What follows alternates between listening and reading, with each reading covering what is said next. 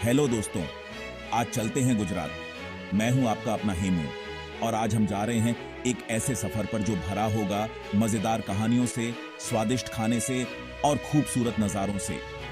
तो देर किस बात की, अपना बैग पैक करो, कैमरा उठाओ और चलो मेरे साथ इस यात्रा पर। तो दोस्तों, सबसे पहले हम आए हैं कच्छ का रण, एक ऐसा नमक का रेगिस्तान जो देखने में किसी जादू से कम नहीं। यह विशाल सफेद रण जो हर साल बारिश के बाद नमक की एक मोटी परत से ढक जाता है, एक अद्भुत नजारा पेश करता है। यहाँ शांति और सुंदरता आपको मंत्रमुग्ध कर देगी। यहाँ आप ऊंट की सवारी कर सकते हैं, जो इस रण का एक अनोखा अनुभव है। ऊंट की पीठ पर बैठकर इस सफेद रण की सैर करने का एक ऐसा अनुभव है जिसे आप कभी नहीं भूल सकते। ऊंट की सवारी के दौरान आप इस रण की विशालता और उसकी अद्वितीयता को और नजदीक से अनुभव कर सकते हैं। यहाँ के लोगों के साथ रह सकते हैं जो अपनी सादगी और मेहमान नवाजी के लिए जाने जाते हैं। कच्छ के ग्रामीण इलाकों में होम स्टे का अनुभव लेने से आपको यहाँ की संस्कृति और जीवन शैली को और गहराई से समझने का मौका मिलेगा।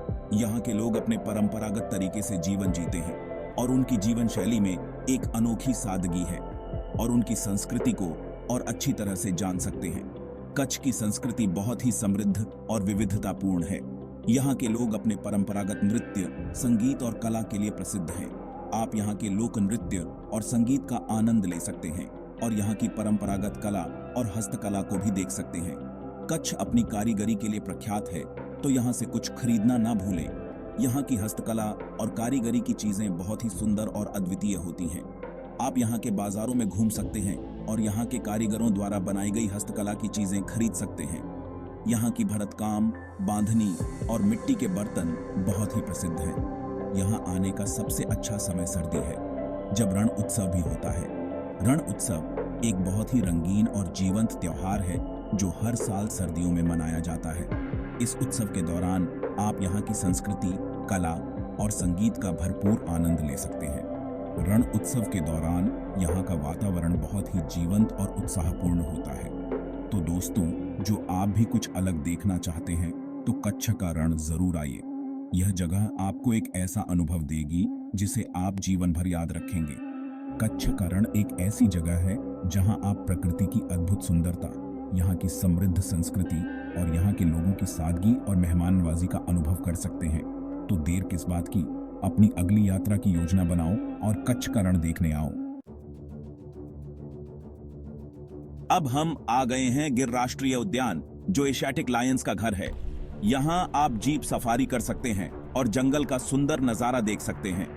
ध्यान रखें, गाइड की बात मानें और जानवरों को परेशान ना करें। गिर राष्ट्रीय उद्यान सिर्फ जानवरों का घर नहीं है, बल्कि घूमने के लिए भी बहुत सुंदर जगह है। तो दोस्तों, अगर आपको प्रकृति से प्यार है और आप जानवरों को नजदीक से देखना चाहते हैं तो गिर राष्ट्रीय उद्यान जरूर आइए। दोस्तों, अब हम आ गए हैं सोमनाथ मंदिर, जो भगवान शिव का मंदिर है और भारत के 12 ज्योतिर्लिंगों में से एक है।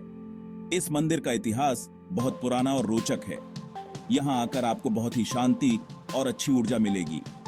सोमनाथ मंदिर के पास भी कई सारी जगहें हैं जहां आप घूम सकते हैं।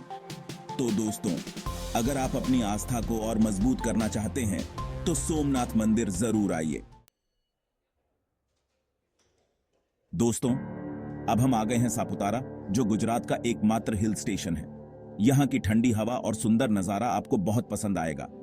यहाँ आप बोटिंग, ट्रैकिंग और रोपवे का आनंद ले सकते हैं। सापुतारा में आपको गुजराती संस्कृति की झलक भी देखने को मिलेगी। यहाँ आने का सबसे अच्छा समय सितंबर से मई महीने के बीच का है।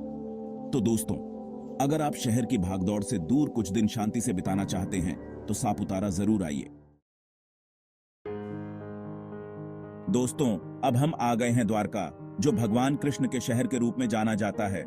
यहाँ द्वारकाधीश मंदिर बहुत प्रसिद्ध है। द्वारका समुद्र किनारे बसा हुआ है और यहाँ से आपको समुद्र का बहुत ही सुंदर नजारा देखने को मिलेगा। यहाँ आने का सबसे अच्छा समय अक्टूबर से मार्च महीने के बीच का है। तो दोस्तों, अगर आप धार्मिक और ऐतिहासिक स्थलों को एक साथ देखना चाहते हैं तो द्वारका जरूर आइए।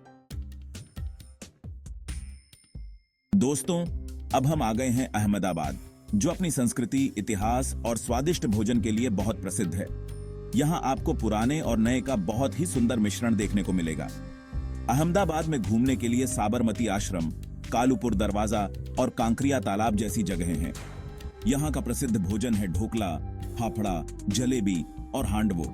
तो दोस्तों, अगर आप संस्कृति, इतिहास और स्वाद तीनों का आनंद एक साथ लेना चाहते हैं तो अहमदाबाद जरूर आइए। दोस्तों, समुद्र की लहरों के साथ खेलने का मजा ही कुछ और है।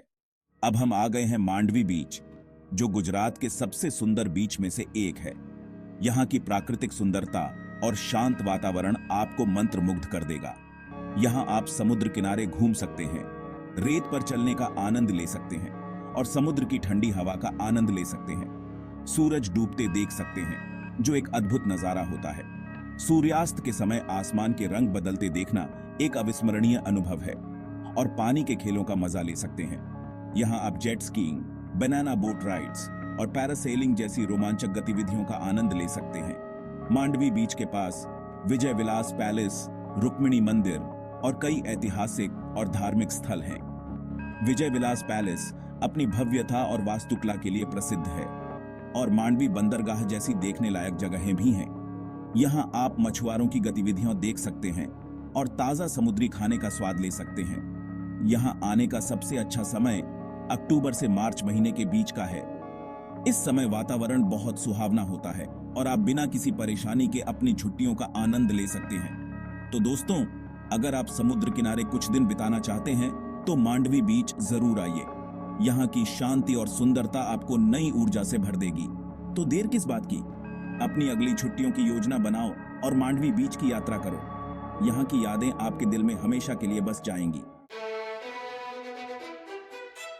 दोस्तों, अब हम आ गए हैं पाटन, जो अपने इतिहास और इमारतों के लिए प्रसिद्ध है। यहाँ रानी की वाव जरूर देखें, जो यूनेस्को की वर्ल्ड हेरिटेज साइट है। पाटन अपनी पटोला साड़ी के लिए भी प्रसिद्ध है। यहाँ आने का सबसे अच्छा समय अक्टूबर से मार्च महीने के बीच का है। तो दोस्तों, अगर आप इतिहास के बारे में जानना चाहते हैं तो पाटन जरूर आइए। दोस्तों, अब हम आ गए हैं भुज, जो कच्छ जिले का मुख्य शहर है।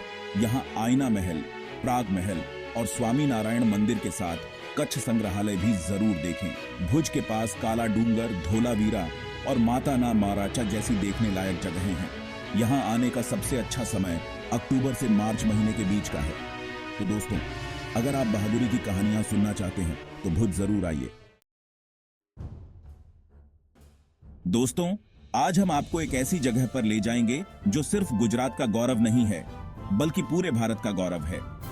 हमारी गुजरात यात्रा के अंत में हम आ गए हैं स्टैच्यू ऑफ यूनिटी, जो दुनिया की सबसे ऊंची मूर्ति है। यह मूर्ति सरदार वल्लभ भाई पटेल को समर्पित है, जिन्होंने भारत की एकता और अखंडता के लिए अपना जीवन समर्पित कर दिया। यह मूर्ति नर्मदा नदी के किनारे स्थित है और इसकी ऊंचाई 182 मीटर है। नर्मदा नदी का यह नजारा बहुत ही मनोरम है और यहाँ आकर आपको एक अद्भुत अनुभव मिलेगा। यहाँ आपको सरदार पटेल के जीवन और उनके कार्यों के बारे में जानने को मिलेगा। सरदार पटेल ने भारत के स्वतंत्रता संग्राम में महत्वपूर्ण भूमिका निभाई थी और स्वतंत्रता के बाद देश को एक करने में महत्वपूर्ण योगदान दिया था। स्टैच्यू ऑफ यूनिटी के पास नर्मदा बांध, शूलपाणेश्वर मंदिर और जरवानी वाटरफॉल जैसी देखने लायक जगहें हैं। नर्मदा बांध एक अद्भुत इंजीनियरिंग नमूना है और शूलपाणेश्वर मंदिर की धार्मिक महत्ता भी कम नहीं है। जरवानी वाटरफॉल की प्राकृतिक सुंदरता आपको मंत्रमुग्ध कर देगी। यहाँ आने का सबसे अच्छा समय अक्टूबर से मार्च महीने के बीच का है। इस समय वातावरण बहुत सुहावना होता है और आप यहाँ की सुंदरता का पूरा आनंद ले सकते हैं।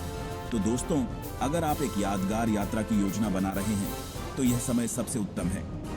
अगर आप भारत की एकता का प्रतीक देखना चाहते हैं तो स्टैच्यू ऑफ यूनिटी जरूर आइए। यह मूर्ति सिर्फ एक पर्यटन स्थल नहीं है, बल्कि हमारे देश की एकता और अखंडता का प्रतीक भी है। यहाँ आकर आपको गर्व महसूस होगा और आप सरदार पटेल के महान कार्यों को और नजदीक से जान पाएंगे। तो दोस्तों, अगली बार जब आप गुजरात आएं तो स्टैच्यू ऑफ यूनिटी को अपनी यात्रा में जरूर शामिल करें। यह एक ऐसा अनुभव होगा जिसे आप कभी नहीं भूल पाएंगे। तो दोस्तों,